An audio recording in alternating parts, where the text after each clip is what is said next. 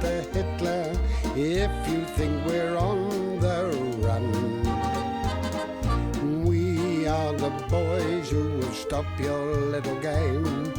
We are the boys who will make you think again. 'Cause who do you think you are kidding, Mr. Hitler, if you think old England's done? Mr. Brown goes off to town on the A21, but he comes home each evening and he's ready with his gun. So who do you think you are kidding, Mr. Hitler, if you think old England's done? Now, men, during the time we've been together, we've been through some very dark times indeed. In fact, last winter, times were so dark that it was difficult to see ahead. Was that when we had the power cut, sir? That'll do. But now I'm happy to say that we can see the light at the end of the tunnel. Very long tunnel, very small light. There it is, shining brightly for all to see. Mr. Rogers won't like that, Mr. Manring. I'm not referring to the blackout, boy. I'm talking about the war situation.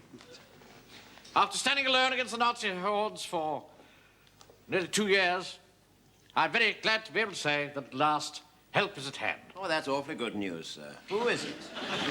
It's the Americans. They're taking their time. The war's been on 2.5 years. Let's not have any of that sort of talk, Walker.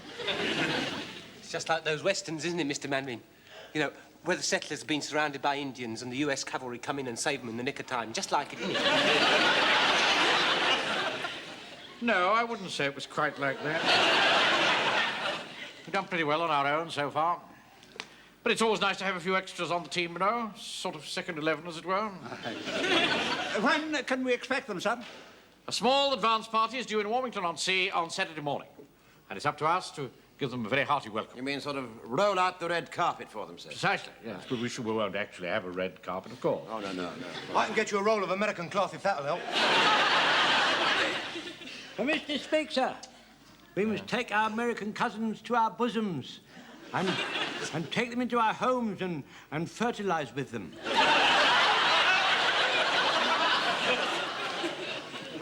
Well, in a manner of speaking, yes. I don't think my mum will like a lot of strange Americans around the house. In time of war, Pike, one can't choose one's bedfellows. Sir, I have a double bed and I'm perfectly prepared to share if one of them should be hard put. I'm not talking about bedfellows in that sense, Godfrey.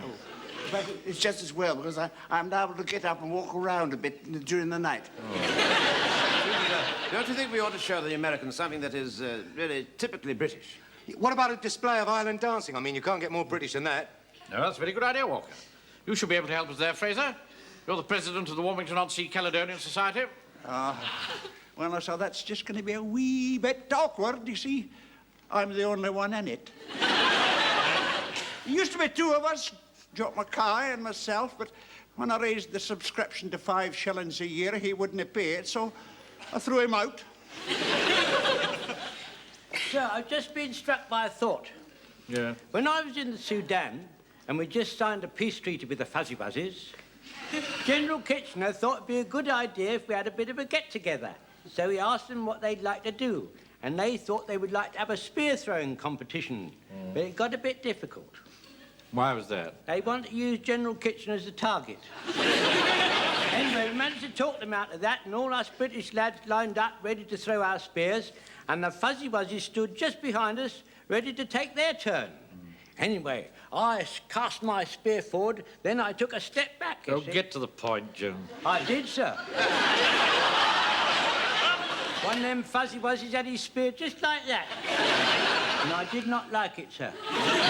Anyway, the point of my story is we ought to ask them to watch a darts match at the Red Lion.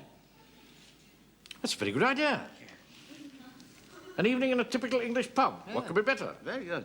Do you mean to say, sir, you don't think I'm going into the realms of fantasy? Certainly not. Oh, no. No, we'll invite them to a spear throwing, to a darts match in the Red Lion on Saturday night. You can bring the ladies. I'll bring Shirley. You know her, don't you, sir? Yes, I do, indeed. I'll bring my girl as well. Doesn't say much, but she's ever so nice. Uncle Arthur, Sergeant Wilson will bring my mum, won't you? What? Yes, yes, I suppose so, yes. Will you be bringing your wife, sir? No, I don't think so. I don't think Elizabeth would do much for Anglo-American relations. Now, what else could we think of? Well, perhaps we could fix up a banner across the bar with a message of welcome on it. I could get one made up for you, sir. Could you? Oh, good. Yeah. What do you want me to say? Oh, well, how about, hello to our brave American allies. Go to it, and you'll soon be home. You can't have all that. That'd go twice round the bar and across the high street. I'll cut it down for you. Look, you don't need hello to our brave American allies. I mean, the Americans know they're brave. We'll call them Yanks. And you didn't tell them where to go, they'll soon find out. Yeah. And there's no need for that, you'll be home soon. I mean, they've only just come into the war. Yeah. What have you got left, Joe? Yanks go home.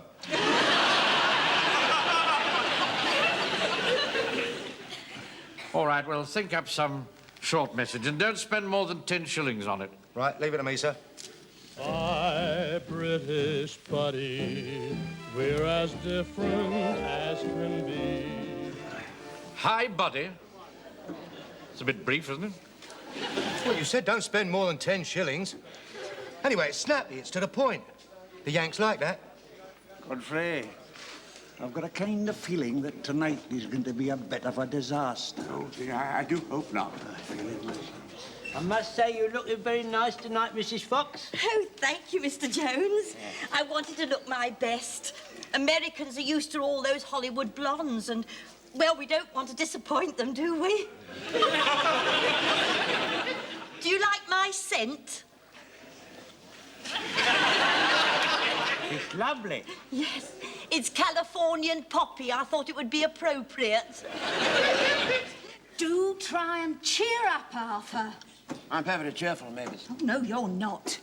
After all, you don't take me out very often. You could at least make an effort. No, it isn't that at all. You see, it seems to me that I can never, ever be able to get away from Mannering and the others. I mean, I'm with him all day at the bank and on parade with him in the evenings. And now one night off, he has to drag us all over here to meet all these Americans. You see, I'd much rather be in a nice, cosy cocktail bar, listening to a little Noel Coward playing on the piano. I saw Noel Coward once in that film in which we serve. He's not little, he's quite normal sized. Oh, I wonder what these American soldiers look like. I've no idea. Ivy said she saw them arrive at the station, didn't you? Did she? I wish you'd ask her to speak up, Frank. I can never hear a word she says. She says they're very smart. They're all dressed as officers. Even the privates? Even the privates. She says yes. I wonder what's happened to Shirley. I think I'll go and give her a ring. Thank you for making up the darts team, Vicar. Oh, that's all right, Mr. Mannering. I'm always ready and eager to help cement Anglo-American relations. Have a drink. Oh, thank you. Scotch, please. Large one. Virgin. Lemon shandy. Small one.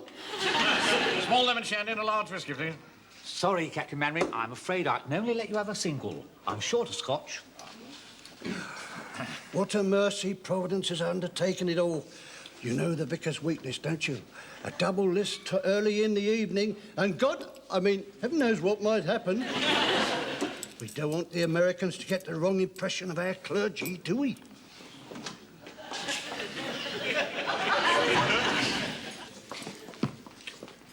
Hello? Shirley, is it? Yes, where's Joe? He's phoning you. Oh, I'm sorry I'm late. I had to put my face on. What? I haven't overdone it with the makeup, have I? Well, I was going for the demure look. After all, we don't want to give the Americans the wrong idea about us English girls, do we? Good evening, Captain Mainwaring. yeah. Suliki, how are you? My name is Tees Munsey, and I'm from the Eastbourne Gazette, and I'd like to take a photograph of you greeting our brave American allies. Yes, excellent. Good. And this is you, a good lady, eh? What? Oh, no, certainly not. Ah, chance would be a fine thing. Well, you see... Wilson. Where were you? You see, Captain Mingwater, it's like this. I'm writing a series of articles for the Gazette entitled Doughboy Meets the Tommy. Phew, brilliant. And I thought it would be a good idea if you and... Oh, yes, well, all right. Well, I'll see you later, Captain Mingwater. I say, tip me the wink when you're ready to take the photograph, will you? Aye? When you're ready, I want to take the glasses off, you see. Tell me when you're ready. I don't want the glasses in the picture. I'm with you all the way. Right, old boy. Okay, Wilson. Yes. When these Americans arrive, I want you to line them up, and I'll just say a few appropriate words. Yes, I trust you're not going to be too formal, sir. Well, no, of course not. That's the whole point of the thing. Now, I understand there's some sort of a colonel in charge of them. That's right, yes. Now, how does one greet him? Well, he'll probably say, howdy, partner, put it there. Howdy, partner, put it there. Put what? Where? His hand in yours. What? Well, he'd just shake hands. Don't be absurd. Well, that's what he'll do. An American colonel wouldn't say, howdy, partner, put it there. You and that boy Pike see far too many American films. Evening, Napoleon.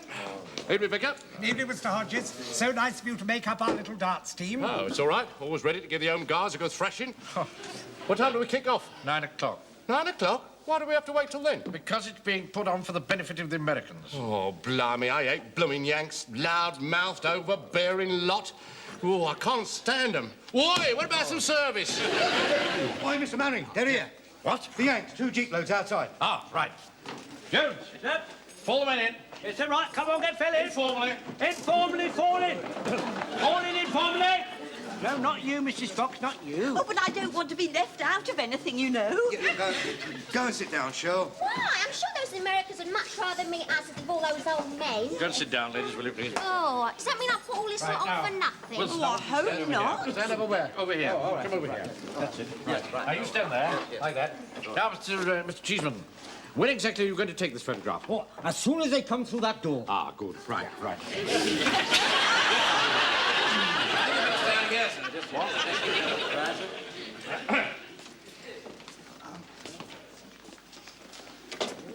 On behalf of the people of Warmington-on-Sea... No. This is the Colonel. Oh. Ah, yes. Howdy, partner. Put it there. What did you say? I told you so. Turn your head a little more this way, Captain Mingwater.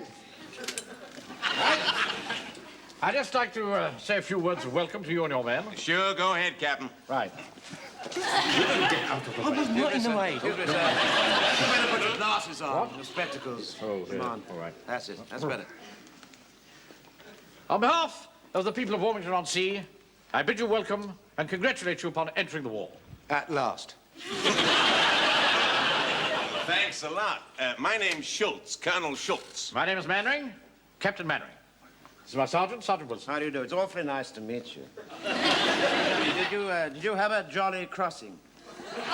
Oh, it was very jolly, except for one thing. Oh, what was that? Those beastly Kraut submarines that kept firing torpedoes at us. Oh, my dear, how awful. Well, now you're here, we'd like you to be our guests, so just relax and make yourselves feel at home. Okay, boys, you heard what the man said. Relax, make yourselves at home. Hi, come on, you guys. Excuse me.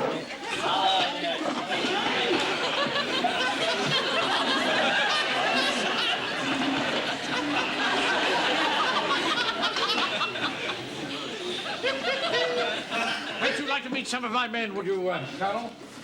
This is Lance Corporal Jones. Howdy. I'm very pleased to meet you, sir. I had the honour to serve with the Americans in France in 1917, sir. They used to call us limeys then, sir.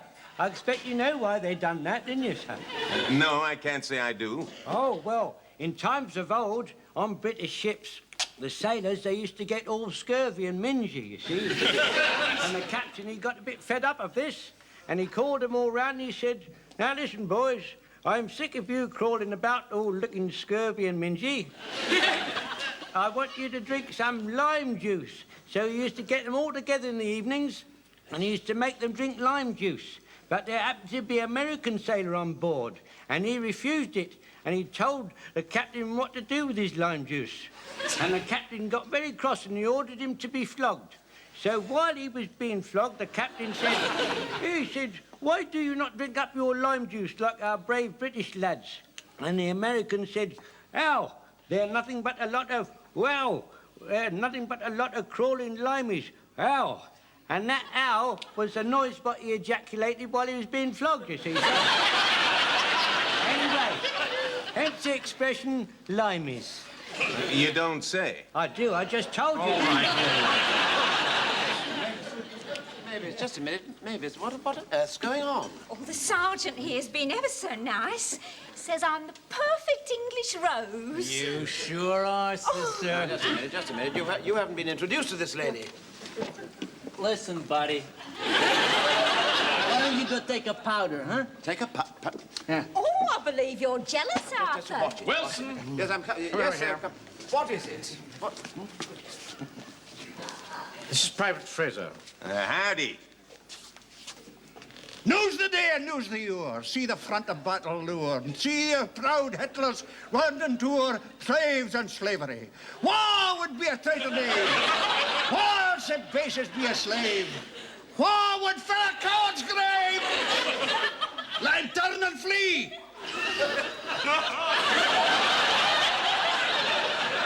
Well, Captain, you sure have an international unit here.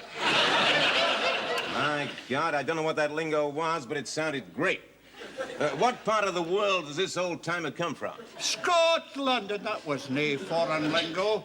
That was a battle song by Robbie Burns, brought up to date by me. God damn it, what do you know? What indeed? Private Talfryn? Oh, good evening. I'm so sorry my sister Dolly couldn't come tonight. She got a touch of rheumatism, but she sent you some of her upside-down cakes. Well, Captain, you sure got some veterans in your outfit. I didn't know the British Army took them that old. Well, of course, you see, we're not real soldiers. What are you talking about? Well, not real soldiers. We're not, are we? We're not real soldiers. I mean, we're home guards. Oh, what are home guards? Well, sort of part-time soldiers. You see, Mr. Manning is the manager of the bank, and I'm his chief clerk. And most of the others, you know, they've got shops and things like that. And this was formed, you see, the home guard was formed to protect the town against German parachute troops and things. Well, you don't need to worry no more. We'll do all the defending there is to do around here. Now, you old-timers, just relax, take it easy. Huh? How kind. Don't you think we ought to go and have a drink at the bar, sir? Wouldn't that be a good idea? Not real soldiers. What? Here, Colonel, come here. Listen, if you need anything like, you know, razor blades, petrol coupons, or elastic, let me know. I'm sorry you're wasting your time, Buster. We don't need a thing. We brought it all over with us. Yo, do something quick. Look at them Yanks with our girls. I fancy you've been a real cowboy. I bet a lot of you are film stars and all. Oh, I do like these American boys. They're so nice and clean cut. Oh, and they were so generous. Joe, come and have a look at his medals. He got that one for sharpshooting and that one for good conduct. Not too good, I hope. Just a minute. Mrs. Fox, you ought to be ashamed of yourself. You're old enough to be his mother. Well, if it comes to that, you're old enough to be my father. Here, Joe, what are we going to do? Oh, search me. They don't want to buy anything, and now they pinched our girls. If you ask me, this war's taken a very nasty turn. Let's go and have a drink. Ivy? Ivy, you're supposed to be with me. Pardon?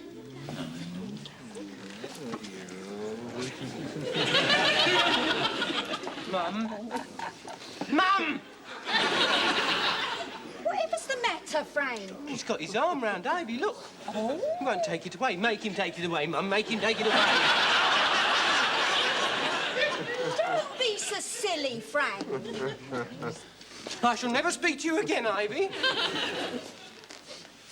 Now, Colonel. There you are. Try some real old English beer. Captain being worried. Oh, yes. Well, thanks. Well, bottoms up. My God, it's warm. I bet you've never tasted anything like that in your life. Warm? It's quite cool to me. Yeah, it tastes like tub water that's come through the faucet. Oh, no, you don't have to force it. You just turn the tap on, it runs. Now, what did you say, kid? Are you having me on? Having you on what? Perhaps you'd like to try something else, would you? Okay, I'll have a highball. Of course. Give this gentleman a... Highball. You got a highball? Highball? What's that? Scotch on the rocks. Oh, sorry, no scotch. Now, what sort of a joint is this? No scotch, warm beer? Is this your idea of typical English hospitality? I'm very sorry, but we've been fighting a war for 2.5 years, and things are in rather short supply. Now, what do you mean by that remark? Nothing, really. Hello, Colonel. My name's Hodges. I met some of your blokes when they came out to France in 1917 under General Pershing. You mean General Pershing? Yeah, well, I knew it was some Pershing general.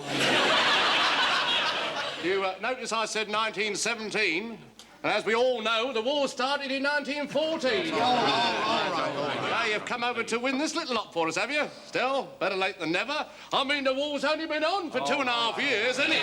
It's an improvement on last time. Captain Warren. Oh, yeah. Now, what did you say, Buster? I said you're improving. This time, 2.5 years instead of 3. Hold it now. I can assure you, sir, that it was not our fault. Hodges made an insulting remark. The American went to hit him. Hodges dodged, and I got hit instead. But my men were in no way to blame. Yes, I realize that, Mannering. But the fact remains that a photograph of you brawling with an American colonel is on the front page of every newspaper. The German propaganda machine will have a field day with this. The Americans have only been in the country a few hours, and there's a fight with British troops. It'll be all over the world. Well, we're going to nip it in the bud. What do you want me to do, sir? I'm sending that reporter over to your place today. I want you to ask the American colonel round and make a public apology to him. I want a photograph of you two shaking hands. I'll see it gets in tomorrow's papers. You want me to be the scapegoat, in fact, sir? I'm afraid so. That's one of the penalties of wearing pips on your shoulders. You sometimes have to take the can back even when it isn't your fault. Now, see to it. Very well, sir. An awfully good spread, isn't it, sir? Terrible disgrace. I'll never live that down. Rather a nice one of me, don't you think? If I get in touch with the paper, they might send me some prints. Oh, I don't. Come in. Permission for you to see a deputation, sir. Yes, Joan?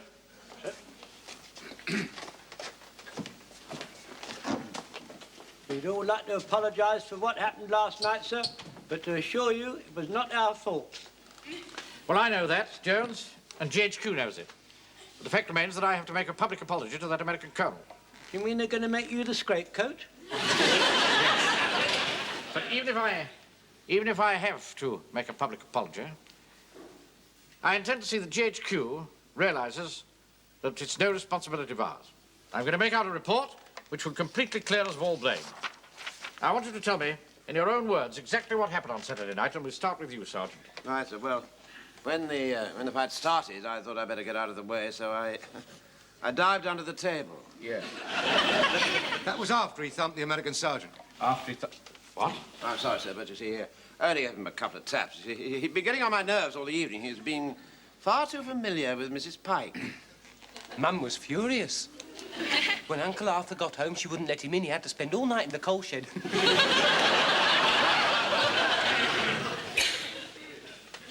Now, what about you, Jones? There's a very nasty bump on your forehead. Which American did that? None of them, sir. It was Mrs. Fox. Mrs. Fox? Yes, she didn't like my attitude to one of the Yanks.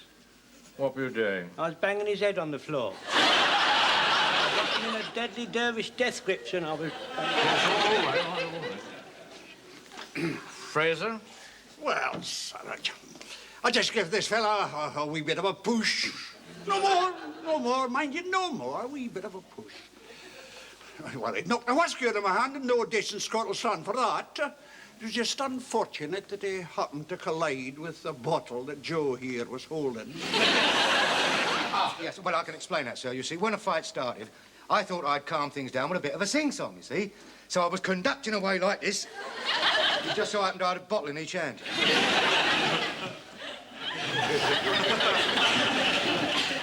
What about you, Pike? I'm sure you didn't do anything violent. I must confess I did, sir. I lost my temper. See, those two Americans, they kept on clinging to my ivy. They wouldn't let go, you see, and Mum wouldn't do anything about it, so I thought it was about time I stood up for myself. I decided to be a man. What did you do? I walked straight up to him, and I went... He chased me round the table twice until Mr. Godfrey hit him over the head with a chair. Godfrey? Well, sir, he trodden on my sister Dolly's upside-down cake. I think we'd better leave sleeping dogs lie. I'm sorry to crash in on you like this, fellas. Oh, well, that's all right, Captain. You just relax. I just want to apologize for what happened last night. I never realized what you guys have been through, what with all the bombing and food shortages and the like, and I thought I'd make it up to you. I brought some scotch and some candy. Oh, I say, that's awfully generous of you. Oh, forget it. Now, what I want to do, Captain, is to apologize to your men, and this press guy over here is going to take a photograph. Hello again, Captain Warrenbach.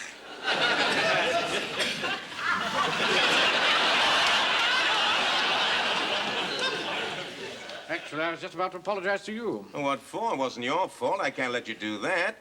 As you British say, it wouldn't be cricket. So, if you'll get your men together, Captain, I'll be beholden to you. Well, if you insist, fall the men in, Corporal. Right.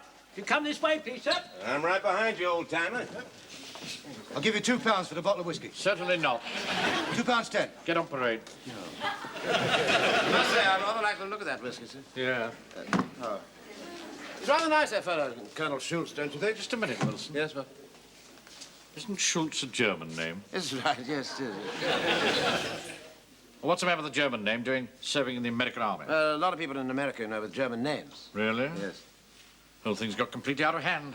People fighting on our side with German names. We're better off on our own. At least we knew who was who and what was what. Right, come on, get filling. Line up now, come on, line up in order line. Now, don't you worry about that, old-timer. You just gather around me in an informal group. Very good, sir. In an informal group, round the Colonel at the double, gather. Come on. Come in. I just want to say how sorry I am for what happened last night. And as a peace offering, I brought you some candy bars. Oh. Perhaps you'd like to help me give them out, Captain? Yes, of course. Now, my men would be here to apologize in person, but we've got a ladies' night in the mess, and they're fixing the place up. Ladies' night at the mess? Oh, yes, that's my... Frank, when we both went back to tea, did you notice your mother was dressed up in her party frock? Yes, I did, Uncle Arthur. Yeah, I thought it was rather funny, just to make toast in. When I phoned Ivy to ask her to meet me after parade, she made an excuse. I could tell she was lying. I could hear every word she said. Wait a minute. Shirley said she couldn't come out tonight because her hair was in a mess. Now I know which mess. You, Carol! I'm all ready. I'll be right with you, honey. You just wait outside in that there Jeep. All get ready for the photograph, gentlemen. Excuse me, is it true in the last war the only thing the American charged was the 10% on the money they lent us? Now, what was that, old-timer? Oh, yeah.